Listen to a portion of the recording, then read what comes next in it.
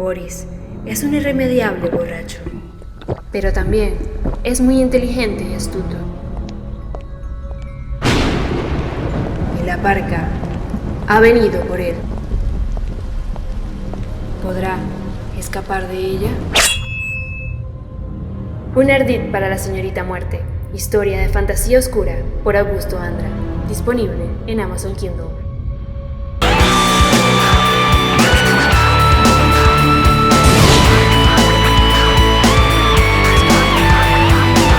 Criaturas literarias. Hola mis criaturas literarias, lectores con doble identidad. Yo soy Augusto Andra. Seguimos con esta saga nueva del canal y hoy venimos con la sexta parte de 1984 versus Venezuela. Por cierto, si quieren ver los videos anteriores, se los voy a dejar en una lista de reproducción aquí arriba en las tarjetas y allá abajo en la caja de descripción y en el comentario fijado. En el video anterior hablamos de esa descarada manipulación y la constante vigilancia con la censura. Y siguiendo con esa misma línea, hoy hablaremos de un particular término usado en la novela de 1984 llamado el doble pensar, que es mi tema favorito. Así que comencemos con este nuevo video. 1984 versus Venezuela. Parte 6. El doble pensar. En esa misma línea de libertad de expresión y censura, el Socin también tenía una particular estrategia muy bien planteada y usada, el conocido doble pensar. Se trata de un proceso de adoctrinamiento por el cual se espera que el sujeto acepte como verdadero lo que es claramente falso, o que se acepte simultáneamente dos ideas mutuamente contradictorias como correctas, a menudo en contradicción con sus propios recuerdos o sentido de la realidad. En pocas palabras, un sistema de manipulación para que pienses exactamente lo que ellos quieren que pienses. El ejemplo más común de 1984 es cuando dicen 2 más 2 es igual a 5. Si el Socin lo dice así es porque así debe ser, incluso si esa verdad no tiene lógica. Hasta donde sé, el gobierno de Venezuela no ha implementado el doble pensar tan descaradamente de esa manera, o eso quiero creer. Pero sí lo usaron en su otra vertiente. El doble pensar, como su propio nombre lo indica, tiene otra vertiente que es la manera de tener dos conceptos diferentes en una sola palabra. Y por supuesto, cambiar los conceptos de ciertas cosas también es una manera de manipulación. El gobierno ha usado esta táctica de doble pensar con muchísimas palabras, pero yo elegí dos ejemplos que seguro lo van a recordar y les van a gustar. La palabra revolución. Si buscamos esta palabra en el diccionario vamos a encontrar estas dos definiciones. Cambio violento y radical en las instituciones políticas de una sociedad.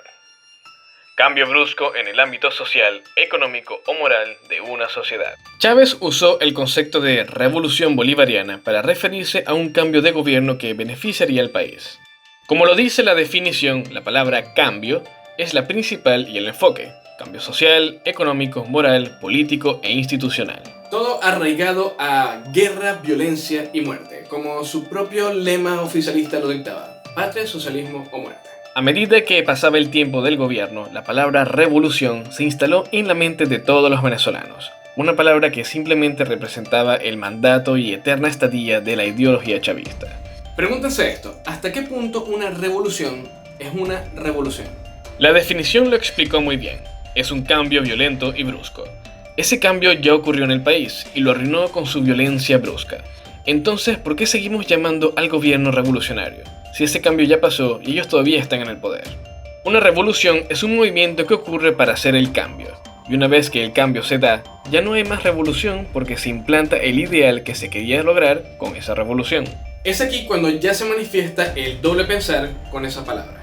Tenemos la definición original y esta otra revolución que está ligada a un concepto erróneo de ideología política socialista.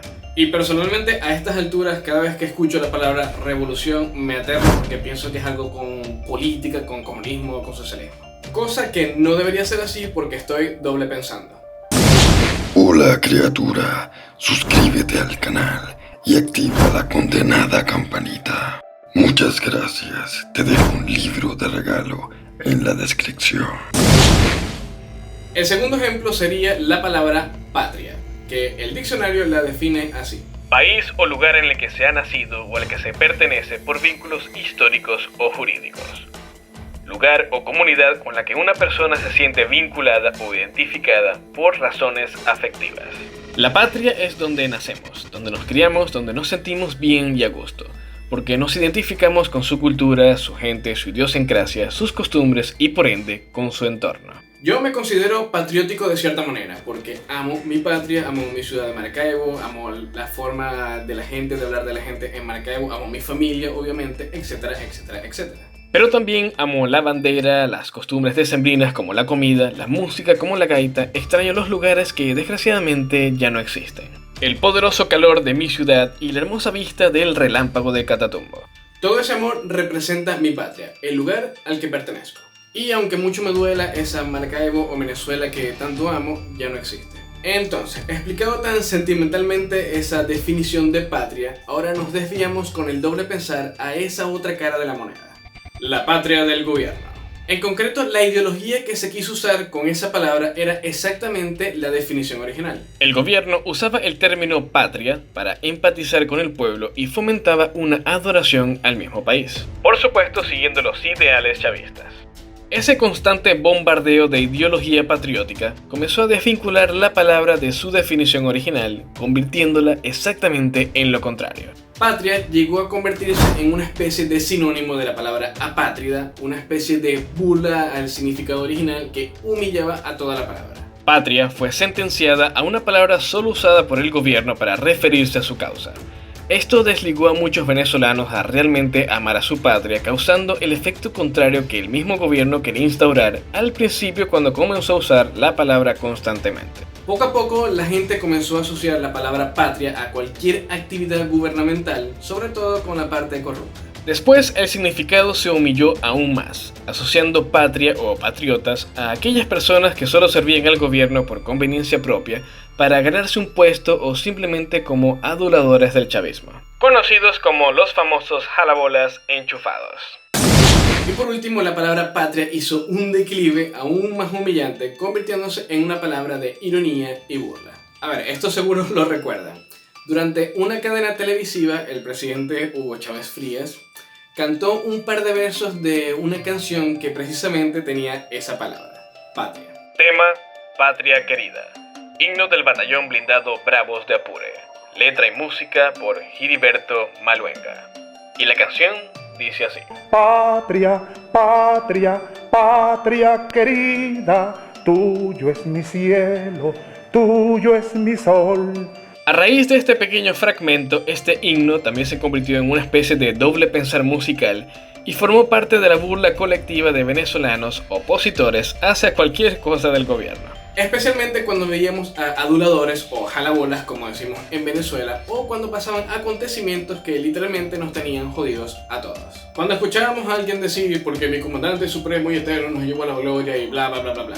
Patria, patria, patria querida. Cuando te entregaban la caja de clap, pero las cosas que estaban dentro estaban podridas o en mal estado, o peor aún, cuando la abrías y no había casi nada porque los mismos repartidores de las cajas se llevaban todo. Patria, patria, patria querida. Cuando queríamos hacer un trámite de documentos, pero las entidades gubernamentales te lo impedían con cualquier excusa estúpida. Patria, patria, patria querida. Cuando estábamos viendo televisión nacional y la serie o la novela estaba súper interesante y de pronto ¡pum! Cadena nacional. Patria, patria, patria querida. O cuando se iba el agua, el internet, la luz, por horas, por días, por semanas. Patria, patria, patria querida. Y un sinfín de ejemplos más que estoy seguro que ustedes me pueden dejar allá abajo en los comentarios. Y bueno, también usamos esa frase de "y tenemos patria". A ver, díganme, ¿qué otros ejemplos de doble pensar han estado usando o creen que han estado usando para manipularlos? Y bueno, mis criaturas, espero que hayan disfrutado esta sexta parte que es muy interesante y es mi tema favorito. Porque el doble pensar creo que es el único término o ideología del sossing que hemos podido darle la vuelta y usarlo en contra del gobierno. En el próximo video de esta saga hablaremos del adoctrinamiento al odio. Ah, por cierto, recuerden activar la campanita para que les avise cuando suba la 7ª parte. Y ya saben, si están aquí por primera vez, abajo en la caja de descripción y en el comentario fijado está una lista de reproducción para que vean todos los videos anteriores. Y también allá abajo les dejo un enlace de Amazon para que puedan comprar esta edición de 1984, la misma que leí yo, para que se contextualicen mucho más y entiendan todos estos videos. Eso fue todo por este video. Yo soy Augusto Andra, el autor de tus peores pesadillas. Recuerda comentar, compartir, regalarme likes, suscribirse al canal y seguirme en mis redes sociales que voy a dejar abajo en la cajita de descripción. Nos vemos. Suscríbete al canal y mira este otro video.